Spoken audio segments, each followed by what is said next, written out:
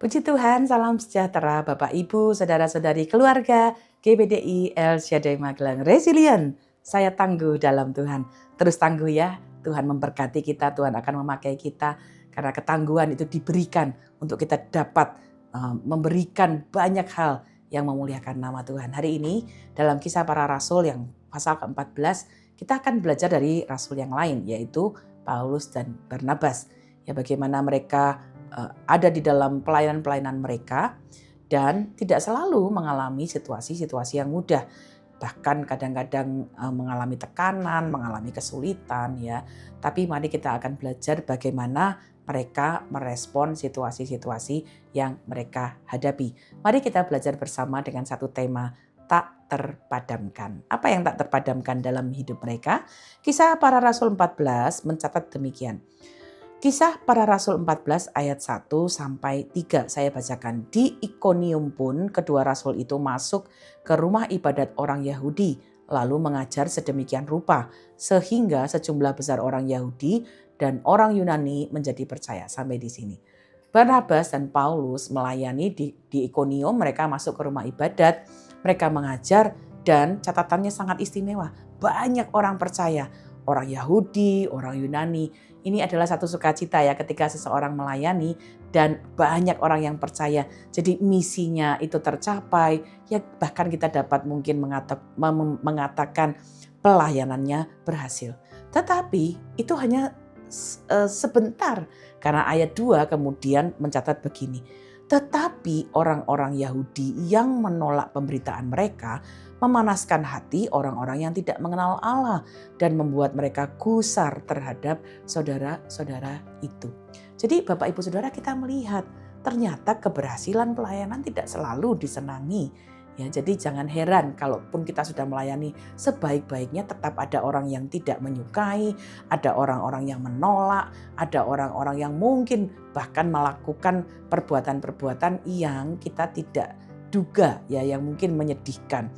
Nah, ini yang juga dialami oleh Paulus dan Barnabas. Mereka setelah melayani dan banyak orang percaya, justru ada orang-orang yang lain ya yang tidak suka, menolak. Dan bukan hanya itu, mereka yang menolak itu bahkan menghasut ya pikiran orang-orang non-Yahudi supaya kemudian tidak mau menerima pelayanan yang dilakukan oleh Paulus dan Barnabas. Nah, mari kita melihat bagaimana Paulus dan Barnabas meresponi hal ini. Ya, ayat 3 saya bacakan. Paulus dan Barnabas tinggal beberapa waktu lamanya di situ. Mereka mengajar dengan berani karena mereka percaya kepada Tuhan. Dan Tuhan menguatkan berita tentang kasih karunia-Nya dengan mengaruniakan kepada mereka kuasa untuk mengadakan tanda-tanda dan mujizat-mujizat. Inilah api yang tak terpadamkan, bahkan dalam kegelapan sekalipun. Situasinya gelap, tidak ada harapan, mereka ditolak, bahkan ada orang-orang yang menghasut ya supaya tidak menerima mereka. Itu peristiwanya, itu keadaannya. Tapi Paulus dan Barnabas tetap percaya kepada Tuhan, tetap tinggal di sana, dan yang luar biasa Tuhan meneguhkan pelayanan mereka dengan tanda-tanda dan mujizat. Ini bukan keputusan yang hanya kira ya, tetapi satu keputusan untuk sungguh-sungguh tetap percaya kepada Tuhan. Di tengah tekanan itu Tuhan memberikan kuasa-Nya, kesaksian atas firman yang diucapkan. Jadi mari kita melihat api yang tak terpadamkan itu adalah semangat untuk tetap menyampaikan firman Allah ketika menghadapi tekanan, ketika menghadapi penolakan, ketika menghadapi kesulitan. Api yang tidak terpadamkan di dalam kesulitan itu seperti api yang menyala dalam kegelapan. Dan bukankah api itu justru terlihat sangat terang di dalam kegelapan? Jadi mari kita belajar bersama. Mungkin kita hari-hari ini ada dalam situasi yang tidak menyenangkan, atau mungkin kita bisa mengatakan ada situasi-situasi yang gelap yang kita rasakan ya. Dan kita mungkin punya pilihan, aku tidak usah melayani lagi, apakah aku lepaskan pelayanan ini atau aku tinggalkan pelayanan ini, aku mundur saja dari tanggung jawab saya. Mari kita belajar kisah para Rasul 14 mengajarkan. Kadang Tuhan justru bekerja dengan sangat luar biasa ketika kita memutuskan tidak terpadamkan. Aku akan tetap tinggal, aku akan tetap bertahan. Jadi mari kita belajar mendoakannya. Apa yang Tuhan taruh dalam hati kita di dalam situasi yang kita pertimbangkan untuk meninggalkannya. Mungkin hari-hari ini ada keputusan, aku nggak mau lagi setia, cukuplah aku melayani, nggak usah seperti dulu. Mari kita belajar ladang pelayanan apa yang kita sedang pertimbangkan untuk kita tinggalkan. Sebelum memutuskannya, mari belajar. Tuhan, ini memang Tuhan suruh aku tinggalkan, pindah ke ladang yang lain, atau sebenarnya aku yang terlalu cepat menyerah. Mari belajar. Ya, Paulus dan Barnabas tidak segera meninggalkan ya tempat yang gelap, yang sulit. Ya, mereka tetap bertahan dengan kepercayaan kepada Tuhan. Dan disitulah mereka justru melihat ada mujizat-mujizat yang luar biasa. Nah, penolakan kesulitan itu membuat Paulus dan Barnabas terus bertahan.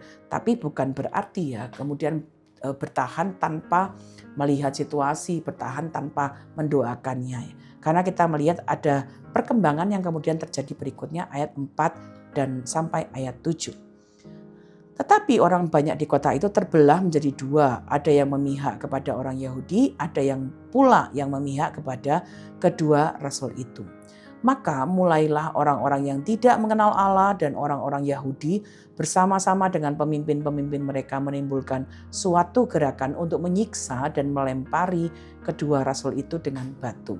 Perhatikan, ternyata ada situasi-situasi yang kemudian berkembangnya menjadi sesuatu yang kalau kita sekarang berkata penuh dengan kekerasan ya.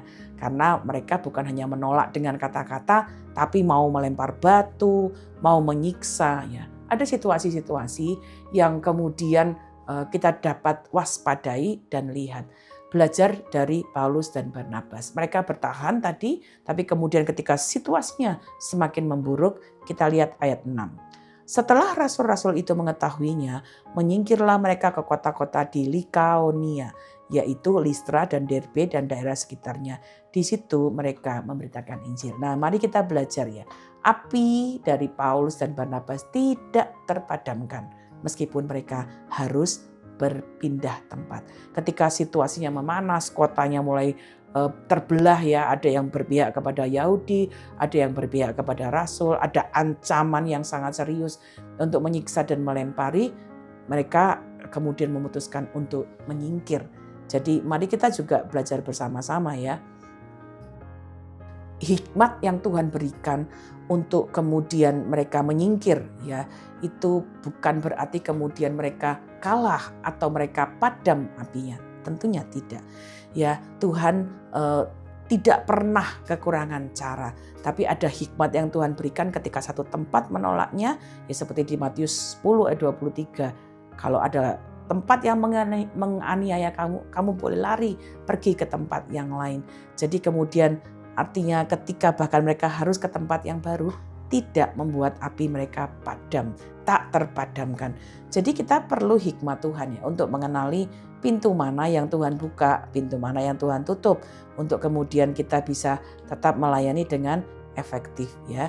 Jadi kita bersyukur untuk contoh yang kita bisa belajar hari ini ya.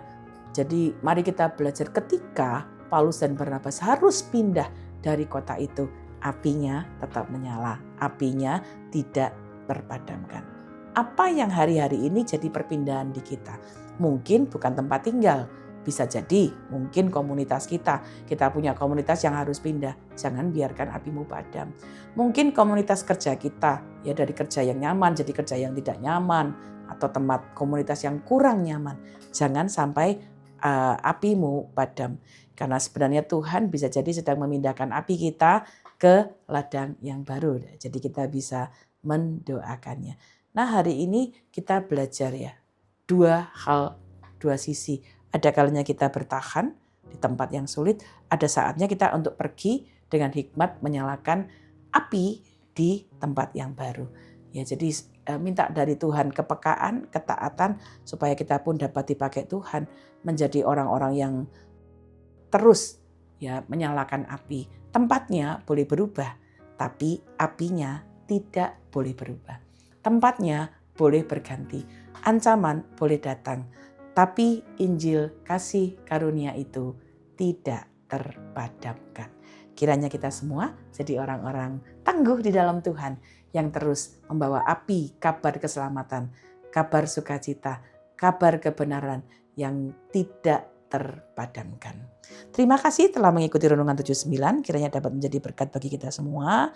Bagi Bapak, Ibu, Saudara yang perlu didoakan atau ingin menceritakan kesaksian, mari salurkan melalui chat WhatsApp di 0813 2742 0088. Mari kita berdoa. Bapa, kami mengucap syukur untuk catatan yang sangat luar biasa dari Paulus dan Barnabas, bagaimana mereka menjadi orang-orang yang terus membawa api sukacita, api Injil, api kabar damai sejahtera. Biarlah semangat yang sama terus hidup dalam kami. Mungkin ada situasi yang kami harus lewati. Biarlah dengan kekuatan Tuhan kami dapat menjadi orang-orang yang hidup kami seperti api yang tak terpadamkan. Membawa sukacita, membawa kesaksian, membawa kabar keselamatan. Berkatilah seluruh keluarga GBDI El Shaddai Magelang. Kami bagaikan api yang tak terpadamkan. Dimanapun kami berada, kami membagikan kasih Kristus, terang Kristus bagi orang-orang di sekitar kami. Terima kasih Tuhan, sesungguhnya Allah adalah penolong seluruh keluarga GBDI El Shaddai Magelang. Tuhanlah yang menopang kami, dengan rela hati kami akan mempersembahkan korban kepadamu. Bersyukur sebab nama-Mu baik ya Tuhan, sebab Engkau melepaskan kami dari segala kesesakan. Di dalam nama Tuhan Yesus Kristus kami berdoa. Haleluya. Amin.